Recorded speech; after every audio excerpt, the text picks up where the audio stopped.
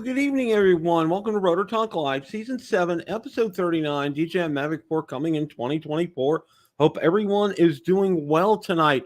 Ron may not be joining us tonight. Tom Dowling, I extended, he asked, and I sent him a link, so he may be joining us here in a little bit, along with Marcus as well. Hope everyone is doing well. We are getting ready for Helen. I think that's how you pronounce it, okay? And what I thought I'd like to do, well, first of all, my gosh, you guys were jumping in the chat already tonight. Wow. Just press the daylights out of me. Let's see who we got here. Joe Merica, Jay Bird, John Olson, Alvin Prather. Welcome, Alvin. John Olson.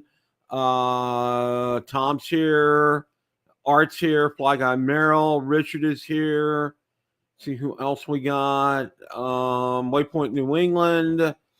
TJ Giggles FPV, Drone Fuse Media, Dr. Ted is here. Full house, absolutely, positively full house. I think Michael Wright. Yeah, Michael Wright's here. All right, got a full house. Well, you know, when you live in Florida from June through November, you have to always look at the weather, okay? It's one thing that was drilled into me after moving down here because, you know, this whole state, it's just, you know, it's prone for hurricanes because, you know, we have oceans on the right, oceans on the left, oceans beneath us. I mean, you know, it's just anywhere you look. So what I thought I'd like to do would be to kind of give you an update on where things are, the latest here as far as what we call, well, let me just jump into it here, okay? Now, you know, one of the things I have to say is this, is you learn very quickly down here that meteorologists down here are a different breed. They're really, really, really a lot. They're more accurate than meteorologists up north. I will tell you that, okay?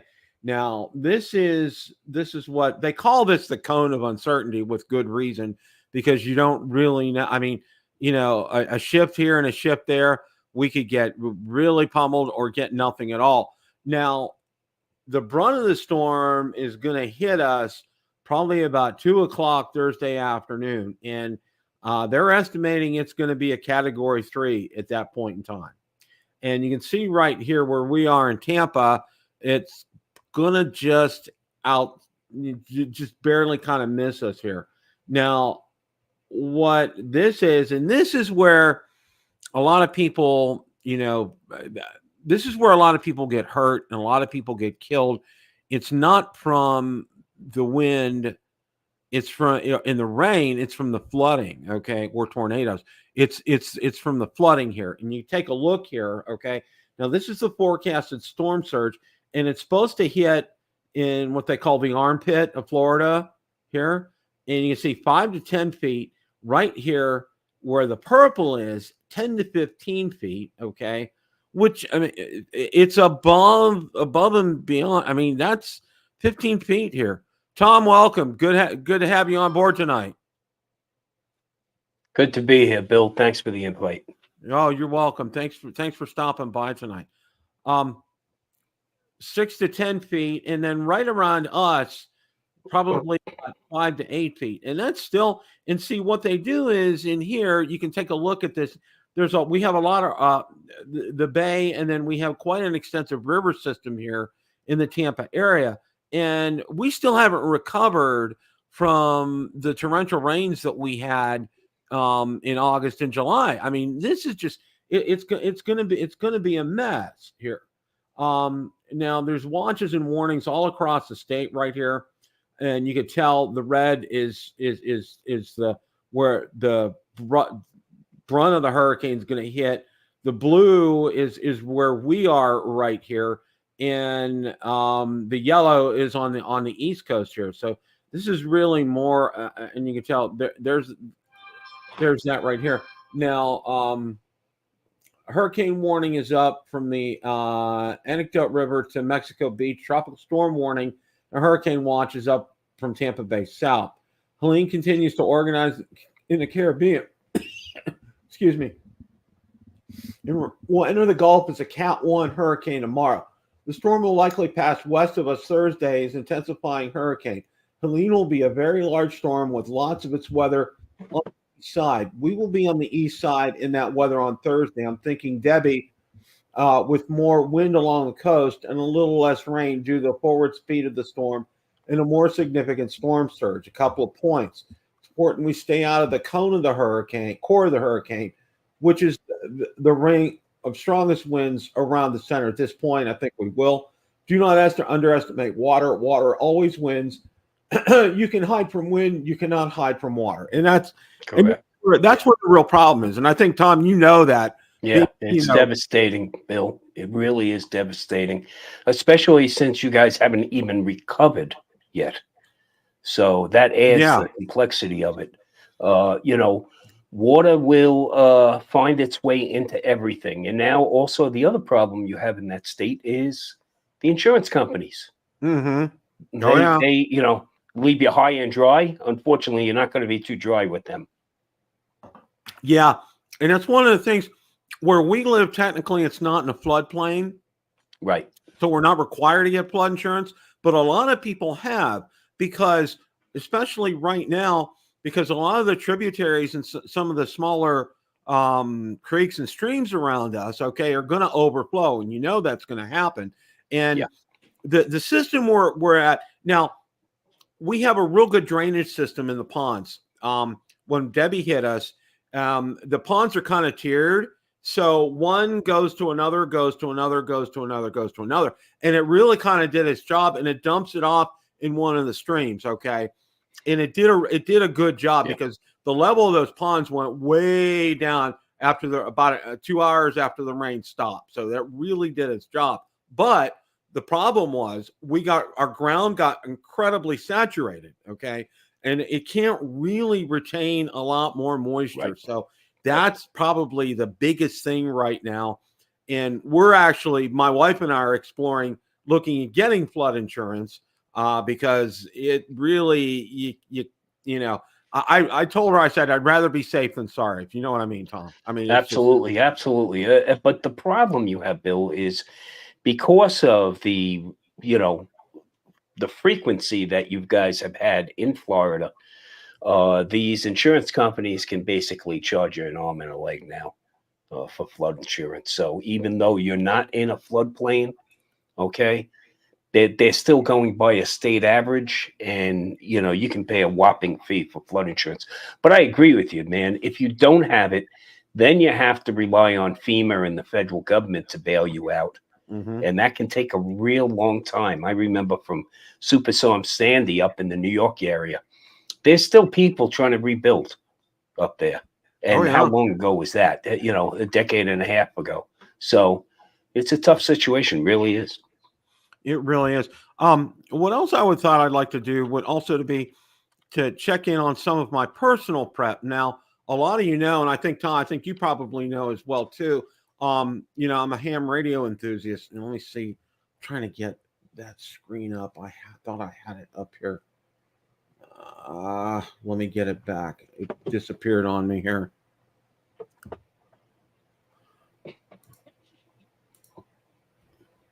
Well, that becomes also a critical service in a situation like this, is to have that fabric, that network of ham operators.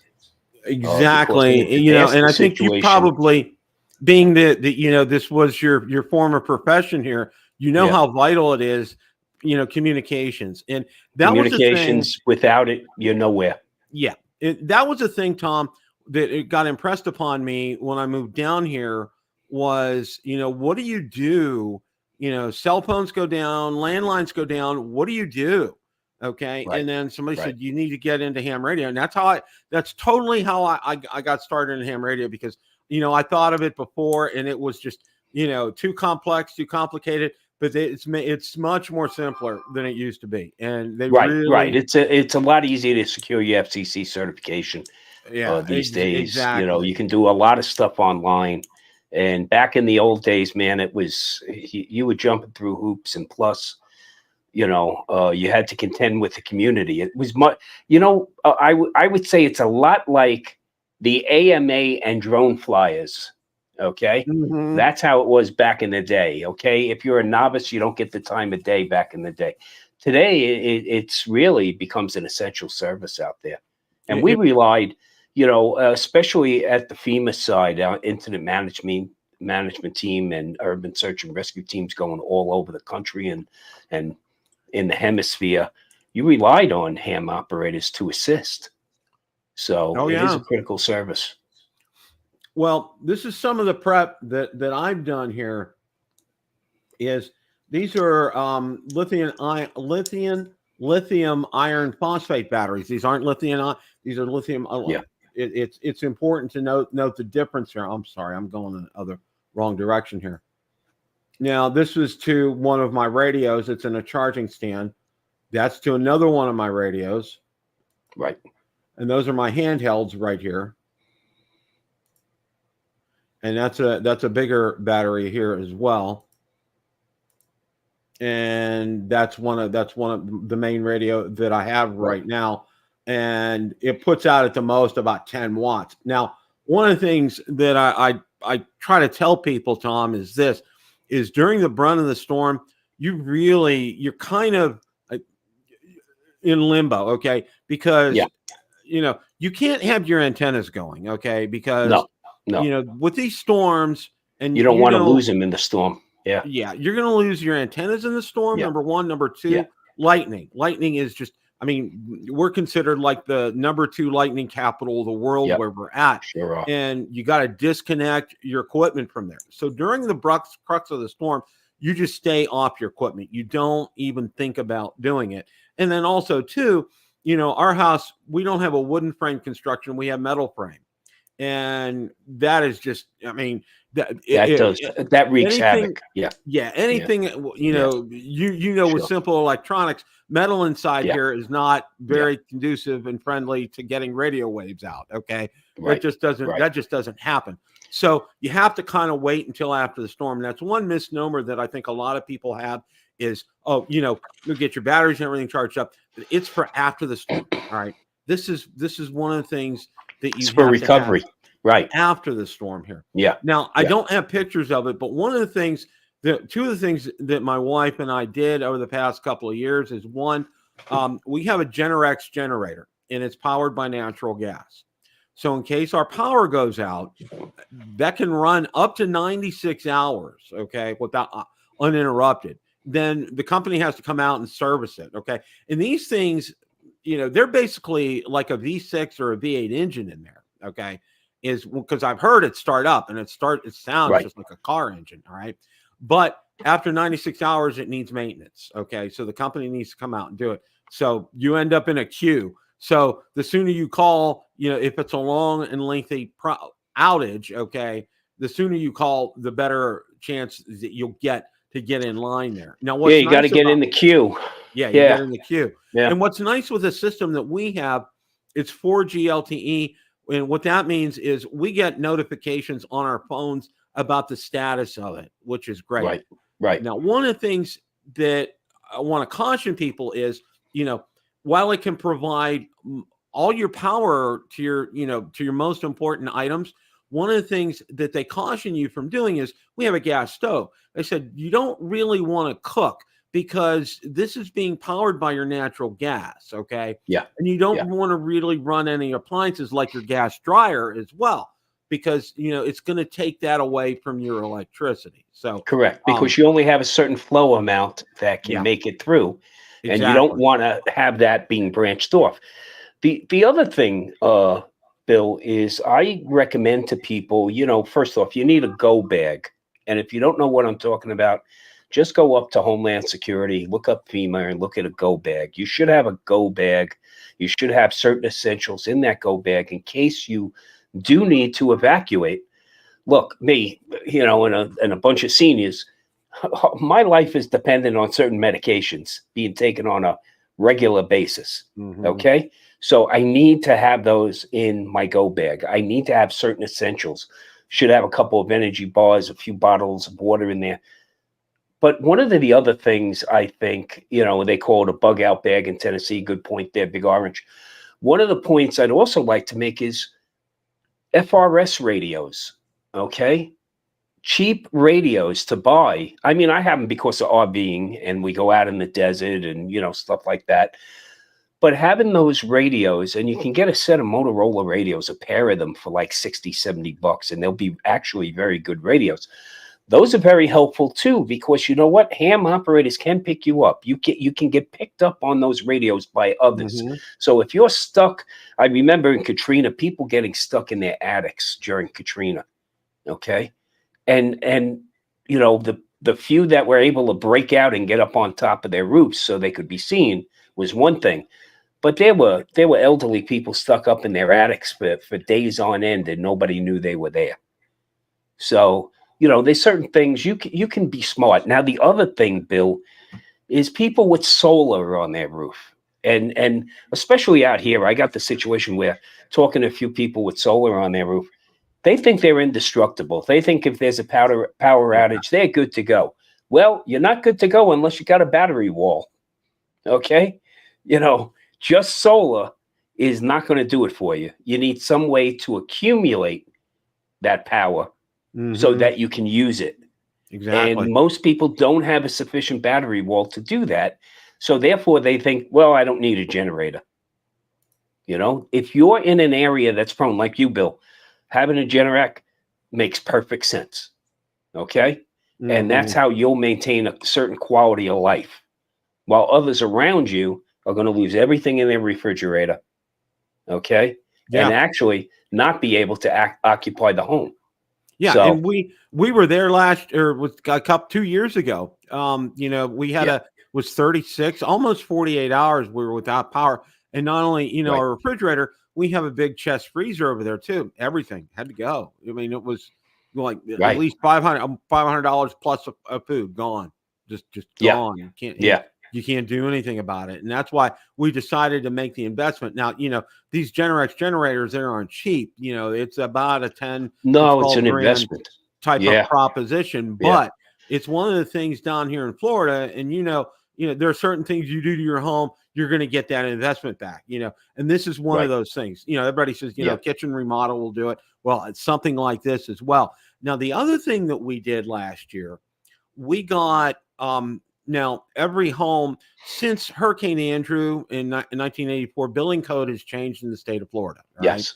And I mean, they used to build, everything used to be just like up north, stick and, I call it stick. Yeah, floating slab, stick and stick and tin construction. Yeah, everything is concrete blocks since Hurricane Andrew. Okay, and your house is basically a fortress. And like I said, when we talked about the big thing is the water, the storm surge. Okay, your house is a fortress. I mean, it's going to withstand Category 4 winds. Okay, it's going to be like a rock. Now, the other thing is, whenever you get a house, is they come with, we bought ours new, of course, and it came with hurricane shutters. Now, these are these corrugated metal shutters that you have to get put on. Now, putting them on is probably, one of the, I call it, it's very close to being on the way to Armageddon. Okay. They are just, they don't fit. They're horrible. You have to wear gloves, and even with gloves, you get cut. It's just so bad. Hey, Marcus. Gentlemen, and I use that term loosely. All right. Thank you. Yeah. So what we ended up doing was we got folding shutters for every window. And basically it's like an accordion. You shut it and you get a key and turn it, and that's it. And you're done. And the nice thing about that is, because what happens is a lot of companies say, like, lawn and garden places, the guys that cut grass and things like that, and handymen, they're the ones that are pegged to go ahead and put these shutters up, and they'll charge you outrageous sums, like $500 to put these things up. And especially for seniors around here, they don't have a choice. They got to spend that money. Well, one of the things, and I think Marcus probably knows this from me telling him, was that, when you have this up, it's like you're in a submarine. Okay.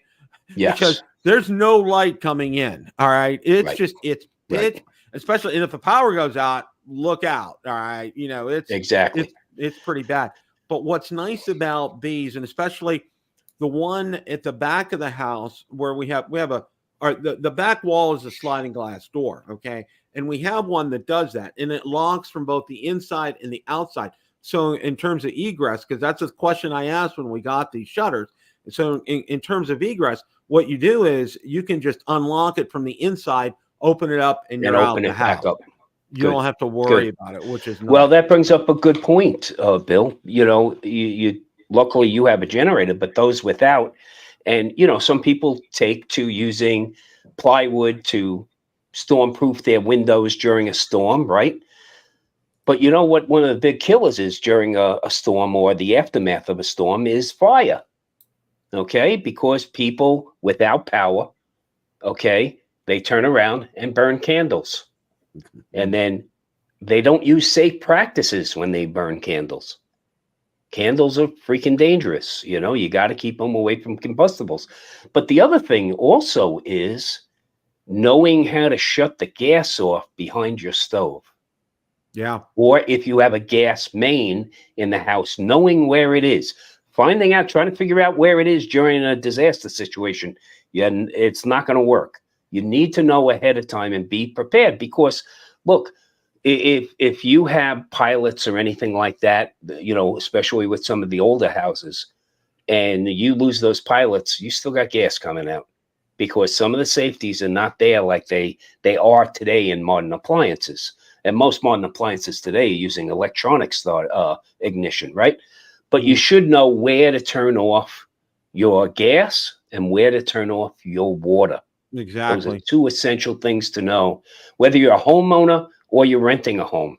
Okay. If you're in a multiple dwelling, just make sure your superintendent or your building manager knows where those things are because it's critical during a disaster situation. Those are some great points, Tom. Thank you for bringing them up.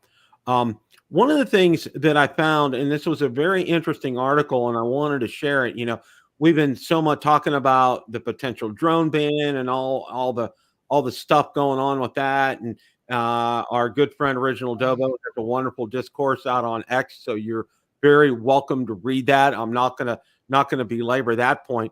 But one of the articles that I saw was this just absolutely positively surprised the daylights out of me. U.S. proposes ban on Chinese vehicle software and hardware. I saw this, and it just kind of threw me for a loop here. All right. Now, what they're talking about is, you know, they're talking about it turning on automatically and recording where you're at with infrastructure and other things. And they're talking about this ban. I did read this article. It is a rather lengthy one. And I did post it out on Bill the Drone Reviewer, so you're welcome to read it. Now, it's saying, I think from what I read, 2027, it starts to go in effect beginning with the model year 2027 cars, and hardware prohibitions will take effect for model year 2030 cars or on January 1st, 2029 for units without a model year, according to the White House. Okay. This was such a strange, this is a real twist. They are really... I mean, you know, I was a little shocked when I saw this, to be honest with you guys, because I thought, you know, they're really kind of running and gunning for us, for the drone enthusiasts and users and everything. And then this article comes popping up here, and it just kind of blew me away. I mean, I was not expecting to see this. Yeah, well, that's you know, we thought we're the only ones on the chopping block, right, Bill? Yeah. And we're not. We're not. I would challenge anybody in the chat right now and those on the panel to go through your home and see if you can find 10 items in your home that are made in the United States. And I'm not talking about food products. Okay. So, you know, we made a conscious decision to globalize decades ago. Now, remember, during the world wars, especially World War II, if we did not have the manufacturing capability, where would we be today? Right? So, you know, we got so complacent here in the United States because as consumers, what do we moan and groan about the most? High prices. So when you bring this manufacturing back on shore, it's going to cost us. And what we need to do is ensure that we have critical component manufacturing available in the U.S. Because if we do get in the straits with, our biggest trading partner, we are going to have a real problem. Now, a friend of mine I bought a Toyota Tacoma during the midst of COVID. He bought a Ford Raptor. My truck came complete. His truck had to go back a dozen times for missing components. That's after he bought the vehicle and took delivery. It had to go back for components because of supply chain issues. Okay? And that's what we're going to face here in this country if we don't get our act together. Now, I'm not into xenophobia. I'm into make sure you got your ducks in a row, okay? Make sure we have the expertise in this country to maintain that, because that's the other thing we don't do. We don't invest in education. We don't invest in STEM in this country. And at some point in time, I just say about the drone industry, with the amount of verticals in the drone industry, are we going to have the expertise in this country, okay, to staff all of that? So that's something else we got to do in this country, is really gear up our STEM education in this country so that we have the resources in the future. Hey guys, how about that new Air 3S? I was waiting for that. Why don't you show us the one that DJI sent you to review? They won't even let me buy a Neo, So you and me both. And I was standing next to their worldwide marketing director, okay, shooting the crap, and I'm still waiting. Come on. I was promised that mine would be delivered on October 8th. Okay? Hold your breath. Well, I thought I'd like to share with you what just got sent to me from Cogito. Okay.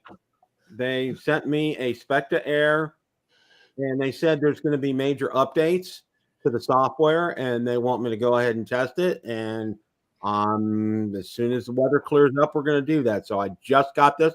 This was not purchased. This was sent to me from Cogito. And they finally got, and the thing that I'm very pleased with is they finally got their situation squared away on Amazon, because what had happened was if you would order a battery for the Specta Mini, you were getting a battery for the Specta Air, and vice versa. If you were ordering one for the Air, you're getting one for the Mini. So, and I think they had their ISBN numbers mixed up on Amazon. Crossed. Yeah. Hey, Bill. So, with all due respect to Specta, they're no doubt they're a for-profit company trying to make a living. I'm just thinking, what is their expectation as a consumer? DJI, those drones are still available from DJI. Why would I choose Specta over the known quantity of DJI? I just, and the point that I'm trying to make is, I just think they have a tough road to hoe. I don't doubt that for a second, Marcus. I do not doubt that for a second. And they've really they've gotten, I mean, they started out, I'll use the word okay, but it's been a rough road the past 3 or 4 months with them, because it was delay after delay before the accessories came out. And then once they came out, they had this big snafu on Amazon, mixing things up. And then, finally, they're back. They're kind of getting back on track, and they're back on track now with a software update that I'm supposedly good here. Bill, can you address Mad Props Media has got a good question about geofencing? Yeah, they that's the big part of the software update for both the Specta Mini and the Specta Air is no geofencing. Okay, they've taken it out, which is probably, and thank you for bringing that up, Marcus. That's a great point, and that's a great selling point. So that's a selling point in my mind. Yeah. Oh yeah. And that's something they should hawk. But to be honest with you, so let me ask you a question, Bill. What's the price point on that drone? On the Air, on that $1,000 with one battery. Okay. I kind of feel the same way Marcus does. Is why Why am I going to spend that kind of money when I can pick up today? I can pick up a DJI Air with probably superior specifications and know when I touch those controls to put it up in the air, it's going to perform. Well, so service after the sale is where I'm going too, as much as anything. Yeah, absolutely. Now, this and, one, you know, DJI had a long way to go themselves when they first, I mean, you know, back in the old days, but now that they have some stellar customer service. You know, you can get, you know, if you don't mind putting a hold on a credit card, you can actually get a replacement drone shipped to you before you ever send back your broken drone to them. Yeah. So, you know, and I mean, I went after smashing an Avata, I had a replacement drone back in my hands and up in the air 30 hours later. So, you know, that's something that I've become used to as a consumer now. Well, one of the things with this is now that price, when I say for $1,000, that comes with the DJI RC2 controller with the screen. Okay. Not like the RC2, just where you have to use the phone. And that's right. The price point. It's about $200 of a price difference between that and pure DJI. So if you were to try to apples to apples, it does cost a little less. But I think one of the things that I've always had a concern about, and they've tried to alleviate it with me, with their communication. They only have 2 email addresses. There's no phone number to contact them. And they did tell me, you know, if anybody should have any issues, to email, and I have their email. It's a sales@cohitotech.com. Right. It is the email address. And I told them, I said, you know, I have a lot of followers, and, you know, that's one of the big concerns that they have is service after the sale. Okay. You know, while the pricing is good, while the product is good, they want to make sure that after the sale, they're going to be taken care of if they spend this kind of money. So, and they said, absolutely, we will. And they did tell me that all their service is in the United States and that they will have a quick turnaround within 48 to 72 hours is what they told me. So, I mean, you know, and I do have a group out on Facebook, and a lot of people have posted questions and had some good Q&A, and I forwarded it on to them. And I think they kind of look at me as a, you know, a go-between kind of a thing. And I told them, I said, look, I said, I really appreciate your working with me and everything. I said, but one of the things I think you guys have to do a whole lot better is your communication, because it will take 2 or 3 days sometimes to get responses back from them. And I told them, I said, you know, I have people out there that want to buy your products, but yet, you know, they don't have this confidence that you're going to be able to get back to them when I don't have that confidence. So, you know, that's something that I think they need to work on as well. You know, with DJI, all you got to do is either get out on X or Twitter and get into a chat. Boom, they will jump on it right away. Or get into a chat online. Boom, they're on it right away. Bill, even on Facebook, if you highlight DJI in any type of conversation, I've found that they jump on in the comments immediately, and then next thing you know, you're getting tapped on a DM. Now, sitting next to me is a Bamboo X1 Carbon. Okay, I looked at getting into 3D printing after they, of course, consumerized it, because I've gotten lazy in my old age and don't like tinkering as much. So, and of course, the people that came up with the Bamboo came from the DJI world, except the mistake they made was my second printer I got was the Carbon X1, the X1 Carbon. The one I got shipped was DOA, dead on arrival. The only way to get in touch with them was via email. And you have a 14-day return window. Do you know they got back to me 17 days later? Okay. So now, I followed up, and I had plenty of evidence that I reached out to them. And I went to a local reseller, and I said to them, can you help me with this? And he goes, no, actually, we can only service the ones we sell. So I had the means. I went ahead and bought one from them. And then when Bamboo finally got in touch with me, at least they honored the return period. I was happy about that.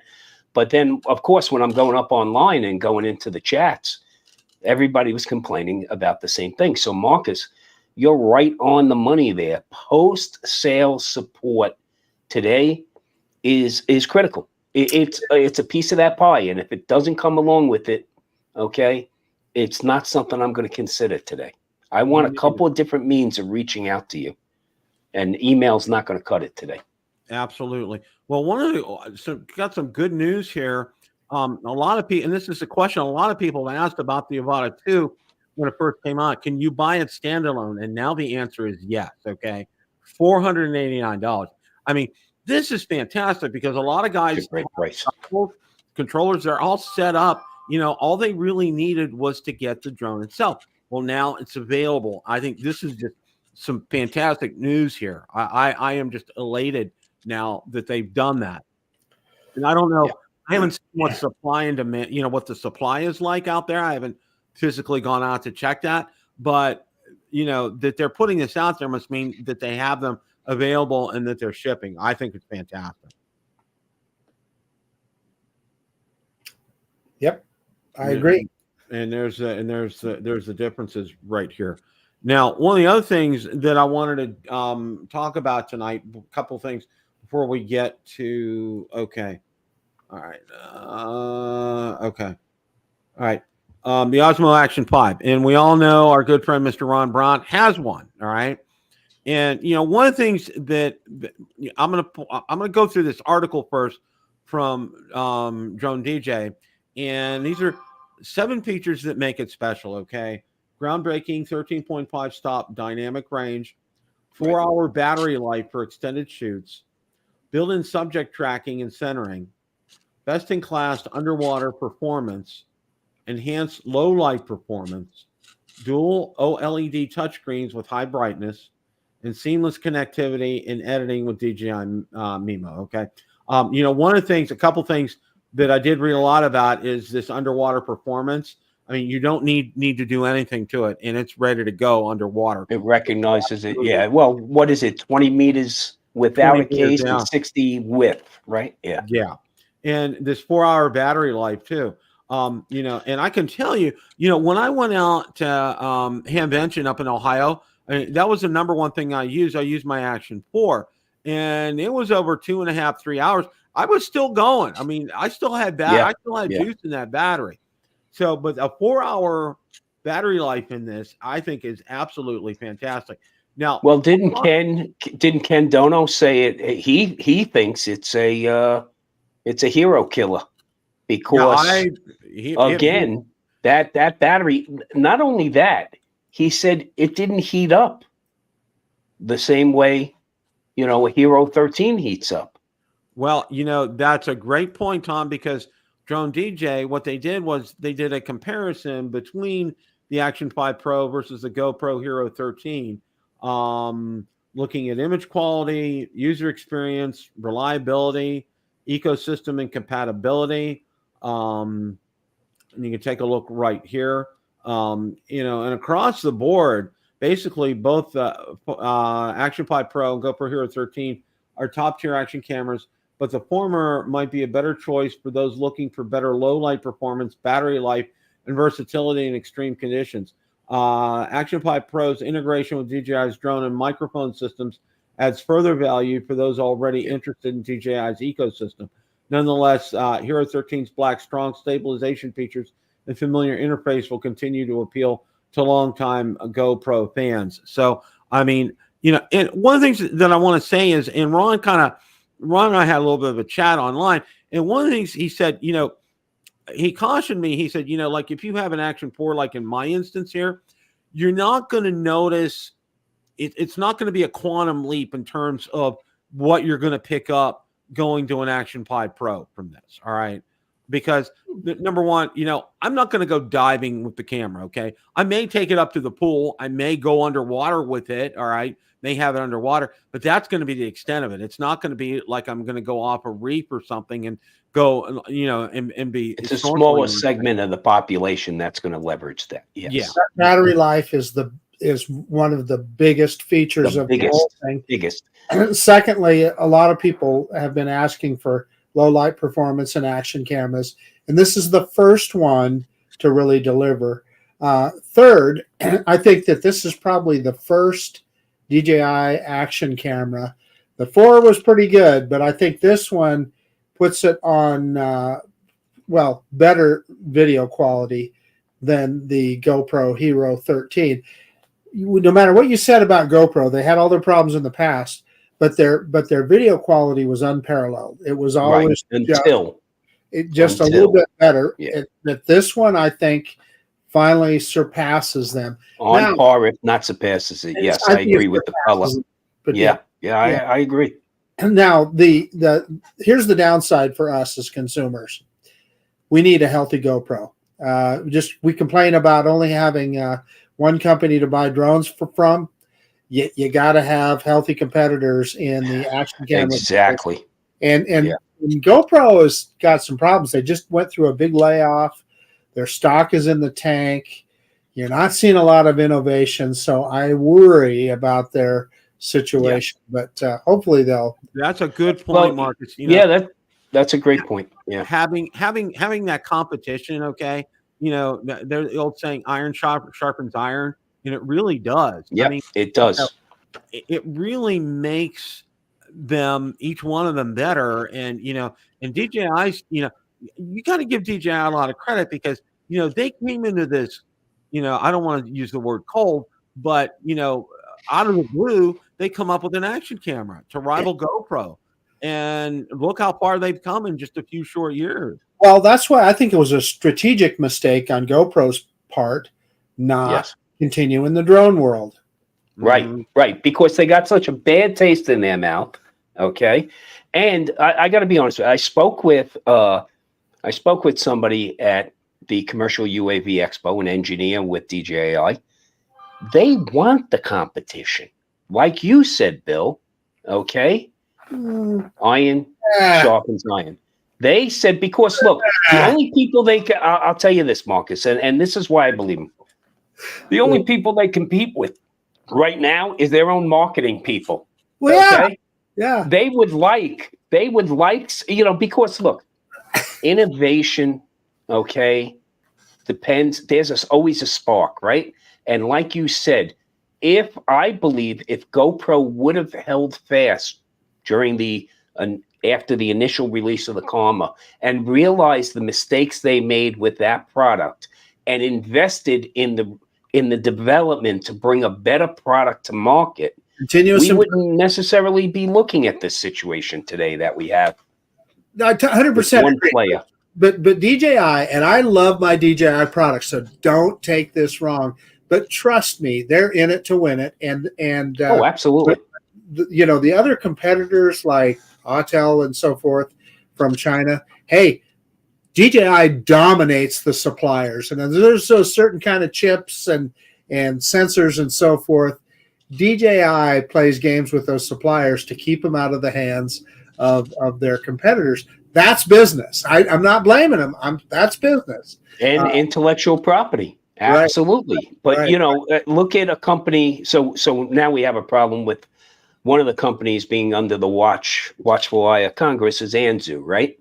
Who they're saying is playing dirty because it's really just the DJI drone. If we have that ban come into play and we got a 5-year period to rid our world of DJI drones, if it was such a security issue, why a phase-in? That's one point. But DJI is not stupid. License their technology, and continue profiting off of those licenses. And they want to be competitive, but would they lose some market share with competition? Absolutely. Would the market be larger? Absolutely. Are they really losing anything then? Yeah. At that point. Okay. That's a great point, that's the way I feel about it. And Marcus, I'm a freaking DJI fanboy. I'll wear that label. Put that sign around me right here, buddy. I'll wear that label. Listen, you guys see all this junk behind me here. And so, I fly all this stuff. And there's nothing that comes with the DJI. There just isn't. And, people can say whatever they want. I like flying these little Femi drones and so forth. They're fun, but they just start in the same ballpark as DJI. Exactly. No, Marcus. and tell me that Neo isn't going to kill part of that market. I was just saying the same thing. The DJI keeps getting that price point lower and lower and lower to where, hey, there's no, I mean, and that little Neo, from everything that I've seen, man, anyway, I don't know why and through firmware, that Neo is only going to get better. And one good thing about DJI, unlike Tesla, we don't pay for firmware releases. Okay.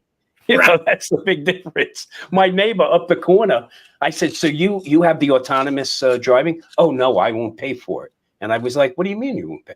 Oh, I didn't realize that. And then I heard Billy, remember Bill, I think it was Eddie was telling me Billy's, Tesla got totaled. Somebody smashed into him from behind, and Billy had paid for the lifetime on the autonomous driving. It only applies to that vehicle. So when Billy bought a replacement vehicle, it didn't come with it. And guess what? The insurance didn't cover it either. Yeah, so you had to pay for it. Yeah, exactly. So as long as I don't have to pay for firmware upgrades, I love DJI. Yeah, absolutely. Yeah. One of the things I want to spend some time and talking about is purportedly what we see some images of the Mavic 4. And I want to spend a few minutes looking at the image itself because it can be it's a little tricky. Okay. It's a little tricky. So you have to look at some things here. Now you have to realize right here, you can see my cursor. That's a Mavic 3 right down there. And then there's a couple of Sonys on either side of it. And this is purportedly the Mavic 4. Now it's upside down. That's one thing. All right. And Hey Kestelou has a great article and he explains that really well. And, until you really take a good close look at it, you're really confused by what all this is. Okay. Now, one of the things that's been noted right here up front is, whereas, you see right here on the Mavic 3, of course, the front sensors, even though this is upside down, you can't really see because, this lens may be covering it, but you're not seeing like a front obstacle avoidance like you see on the Mavic 3 right here, for one thing. Okay. And then this gimbal is very different from any other DJI gimbal I think I've ever seen. It's circular, it's round, and there's just a whole host of speculation that can go on about this, from, is this going to come out in 2024 to what kind of a price it's going to be, to what kind of a camera it's going to be. But one of the things I can tell you is this, okay? Number one, this camera is going to eclipse anything that DJI has done consumer-wise up until this point, okay? It's going to be the Mac Daddy for consumer drones as far as the camera is concerned. Of that, I have absolutely no doubt. 2024, it may be possible, okay? There's some rumblings that they've taken this out of the NDA bill. I've heard some things about that, but who knows? But be that as it may, 51 drones reported that today. Yeah, it was taken. As far as I know, it was taken out. It was taken out. So I mean, cautiously optimistic about that. But Bill, but before we move past that, because this is important. Sure. The standalone bill did pass the House. So just right. Right. It has to get through the Congress, and in all likelihood, there's going to be a reconciliation. So I'm holding out hope this is not going to take place for the 2025, because really what it comes down to is giving the FCC authority, okay, to ban it, to put it on that restricted list. And if it doesn't come out before the end of the year and it comes out early next year, it really doesn't take effect right away. So hopefully we get this drone. Yeah, once it's printed in the federal registers when it takes effect. Yeah. However, just because Bill, I'm probably going down a rabbit hole. You probably don't want me to go. Go ahead. No, that's fine. But who knows the final analysis of the bill? What it could be? Is it something that would be just moved in a little bit at a time so that you don't we don't lose everything instantly? Certain products or certain things. The other thing that could happen, like they talked about with TikTok, is they said, hey, TikTok, if you sell out to an American entity or whatever. With this, what if they come up with some kind of a solution that says, hey, we're 100% taking control of all that data from your drone. Now, we could argue that we have that already. However, Congress would need some kind of guarantees. So that kind of thing is still possible too. So right, there's some compromises that could happen with it. Could happen. Yeah, right. absolutely. And one of the things, Absolutely. one of the things that I've heard and I've seen in some other drone articles is that some of the ownership be invested in the United States. Okay, that Congress may look favorably upon that, and or pushing them to go ahead and finally build a plant over here or build plants over here and employ United States people to employees. So, I mean, there's all kind of possibilities here. Well, Bill, what I want to see come out of it is something very simple, I think, in an approach, is a security standard applicable to everyone. Yes, that's it right there. Boom. That's excellent. Okay, because I don't care who's got my data; it's at risk. Look, my pharmaceutical company breached my data, and they're solely in the U.S. So give me a goddamn break and protect me from all of them. Okay, whether it's foreign or domestic enemies, protect me from all of them. Okay, so now I'm going to get on my soapbox a little bit too. So I totally agree with what you said. What bothers me about situations like you're talking about, we just had that big security breach, the data broker that they hacked into, and trust me, they've got all of our social security numbers, all that. There's never any consequence for those companies. All they do is they come back and say, oh, okay, here's 2 years of free credit monitoring or whatever. Hey, what are they paying for that? Pennies on the dollar. Yeah, that's right. When one of those companies gets broken into and they haven't protected our data, they need to be fined up the wazoo and they need to pay up. Yeah. Yes. I agree. I agree because there's no incentive really for them to protect us. They don't care. Yeah, they don't care. Bill, when I was working, okay, I had an entire cybersecurity team in my bureau because we were Bureau of Technology Development and Systems for the agency. And there were no less than, on average, 1,200 attempts to hack us on a daily basis. I'm not making that shit up. That's real data, okay? And, if you don't have your ducks in a row, like, well, God forbid they were able to take down the dispatch system in New York City, the 911 system, okay? That's fielding over 1.5 million EMS calls a day, close to 3 million police calls, and another million fire and non-fire emergencies. Just imagine the devastation there. If you don't have your ducks in a row, you're subjecting us to a disaster. And that's what all U.S. companies are doing today. Like you said, they're not. What's the financial incentive for them to staff their shops the way they should and protect that data downstream? Protect it downstream. They don't care. Yeah. No. Hey, we went down a big rabbit hole, Bill. We're going to hand the show back to you. Thank you. Where's my Mavic? You guys brought up some good points and had some great chat here as well too. Now, Multi-Rotors here said maybe the obstacle avoidance is built into the camera itself, which is why you don't. Much like the Neo. Yeah. Okay. Just like, because that's something that we do get from DJI. Whatever came before is enhanced and brought forward. Okay. And we complain about half of it, but look at how the Neo is able to operate in a follow, okay? And you zigzag this way, it zigzags along that same path. So I think there will be obstacle avoidance in there. And look, I believe it'll be much more enhanced, and I still believe there's going to be a slew of sensors external to that solution.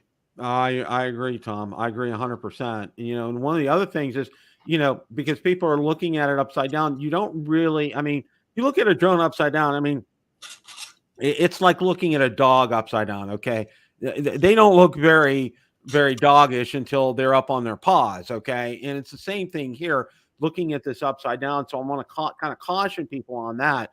But one of the other things is, okay, there's a reason that they made this gimbal round, okay, in the camera area round. You know, the possibility exists, like this may be, you may be getting, you know, more than you might get a 360 view from something like this. You don't know, or a 180 type of view. I mean, that I'm just throwing that out there. But one of the things I think you can count on is this is going to be more expensive than the Mavic 3 Pro or the Mavic 3. Okay, that's possibly.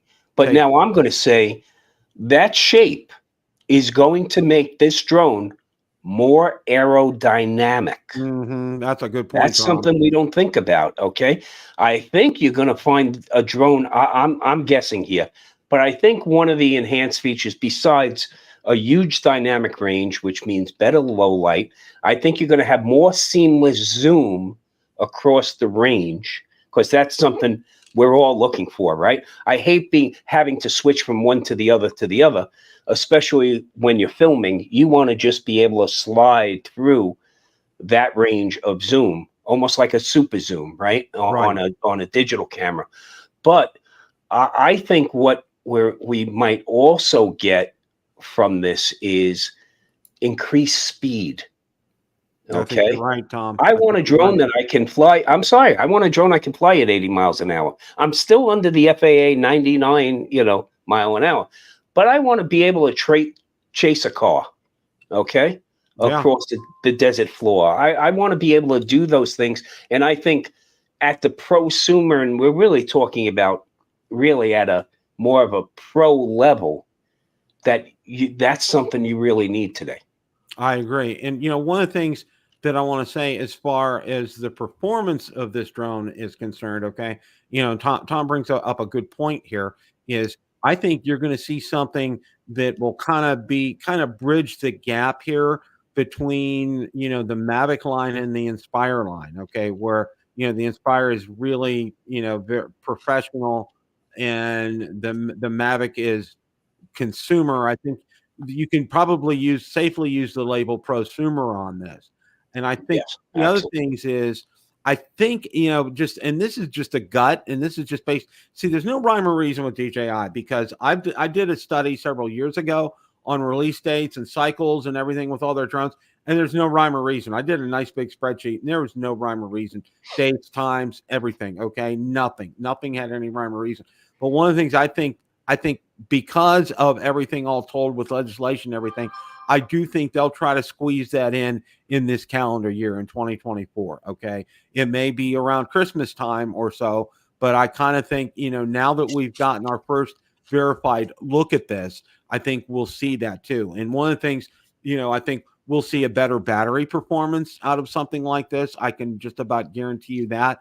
Whether they're going to go to a new type of, OcuSync system with this, that kind of remains to be seen. But I would also guess that they're going to have another RC Pro 2, RC Pro 3 type of setup with this, because that proved to be, the original proved to be very popular. The replacement approved, is very popular. I think they may be upping the ante with something like this, and they may, who knows, they may even go along the lines of that wonderful controller that the Inspire has, that they're coming out with an upgrade to a more feature-rich controller. Exactly. But you know what? You said something earlier. You think it's going to be more expensive, and I'm gonna say at this point, I think maybe not, because first off, how do you get a Mavic 3 buyer to reach in their pocket for a Mavic 4 if it's much more expensive? But if it's feature rich and really from a spec point outdoes what you currently have at the same price, you're more likely to pull the trigger. And I agree with you. I think it's going to be shoehorned in before the end of the year, because why risk waiting too long to get this out and have something like that House bill pass in the Congress, in the Senate, and then not being able to release this to their largest market in the world, the United States. So that's why I think this will be shoehorned in before the end of the year. Yeah, I agree. I agree with that 100%. And I also think too, when you start to see things like this, we're not far behind, as we discussed last week, with the Air 3S and seeing it out on the FCC database and looking at the label. Okay. And I'm going to say that release is imminent. You're probably going to see that first plus week of October, some kind of, go ahead, Marcus. When will we see the release of that new Neo drone, Bill? That's a good. And that's we're all through part 107. Make sure you buy your module because you need to put a remote ID module on it. There you go. That's if I plan on using it commercially, Marcus. Okay. If you don't look, and who says I'll use it commercially outdoors? Right. Yeah. I can still use it commercially indoors without RID. Right. There you go. Yeah. So just give me a firmware update on that damn camera so I can use it indoors with some reliability, with some decent imagery. I keep looking at all the review videos, and they're hiding those remote ID modules very, very well in their review videos. They must be. Yes, they're hidden. Well, they all have waivers. You don't know. They could all have waivers in place, Marcus. I'm hoping, a couple of things here as we approach the end of the year. The launch for the Action 5 Pro went well. All right. The Neo, I'm going to say not so much. All right. For us here in North America, the Air 3S, I think they're going to have it in stock. And I think, I'm just pure speculation on my part here is I think they'll be ready. I think they'll be ready to go. I don't think you'll have a 3-week, 4-week gap, crossing exactly, Tom, crossing fingers here, hoping that will happen. And I think the same thing for the Mavic 4 Pro. I think you'll probably see something, mid-November-ish as far as like an FCC release is concerned. And that may come out like first week or so of December, just in time for Christmas. So if you have piggy banks, you better be stuffing them full of some cash because it's going to come. It's going to come fast and furious by the end of the year this year. Hey, I got a question for Tom. Tom, I know you've been talking to DJI with regard to the meetup, the Las Vegas meetup, etc. And so this is just kind of out of the blue. Do we know what the delay is with the Neo? Why the rest of the world got it and we're not getting it in the U.S.? Is they giving you any indication? I complained actually because I knew I had an inside that I was not getting my Neo delivered a couple of days after I pulled the trigger, minutes after the release. And I complained, and I got that look from the marketing director that I understand, but there are certain constraints we had in the release. And I kept on asking, what does that mean? Why? Yeah. But one thing I will say is, how many damn Neos are going to be under that Christmas tree this year? It's going to be about a gajillion of them. A lot of people have ordered from Amazon in the UK, and they're getting delivered to the US. I've seen some people posting.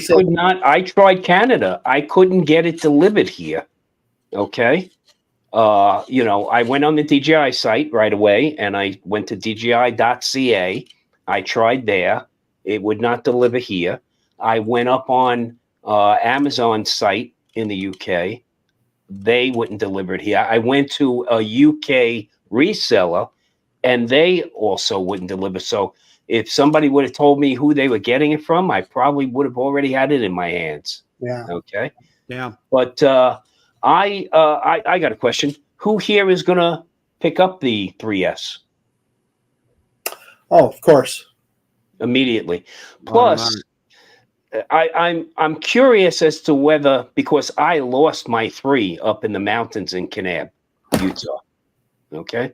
What? So it happened. I had a bird strike up there, and I got too close to a predatory nest apparently, and I have the Latin long, but I looked at it. It's kind of a sheer escapement off a ridge. So this guy doesn't. I don't pull a Billy Kyle and climb up the mountain face. Okay, I write that shit off. Now, of course, it's been you can't run that drone because I had DJI shut it off.